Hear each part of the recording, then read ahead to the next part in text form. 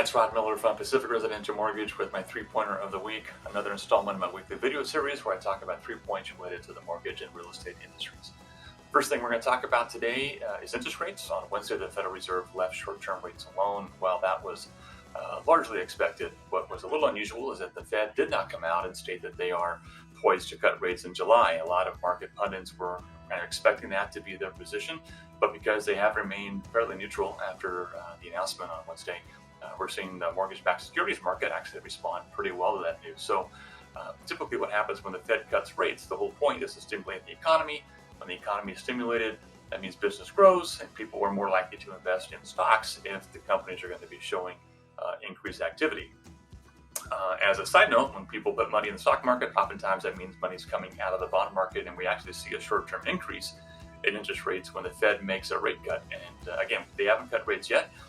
But just because they are less likely to at the next meeting, or at least they're indicating that that is not a foregone conclusion, we're seeing mortgage rates actually respond pretty well to that news so far.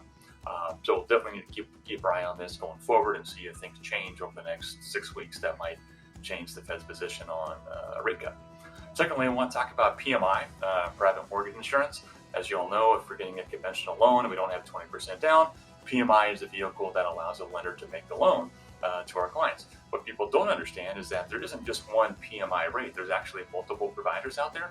And at PRM, we work with the 6 largest providers of private mortgage insurance.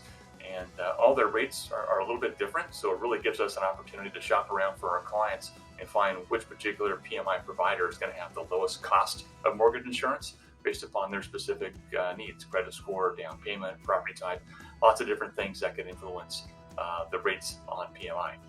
Unlike the large national banks, they typically align themselves with one PMI provider.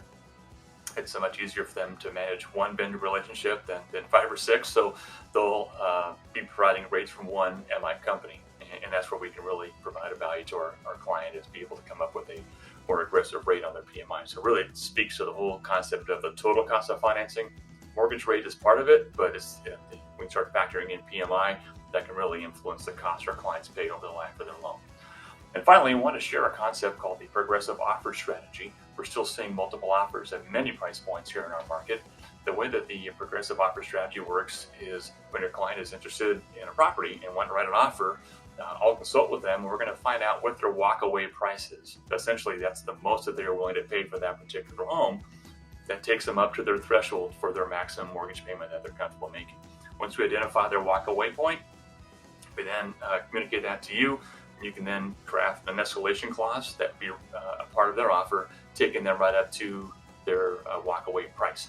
And if your client is serious as far as being a buyer, then we should be implementing our progressive offer strategy on just about every transaction out there that we can, because the whole point of writing up an offer is with the intention of our clients getting that home. Okay, I'd be happy to talk to you more about how we go about arriving at a walkaway point, but I wanted to share that concept with you, and hopefully we can implement that and get some more of our clients under contract. All right.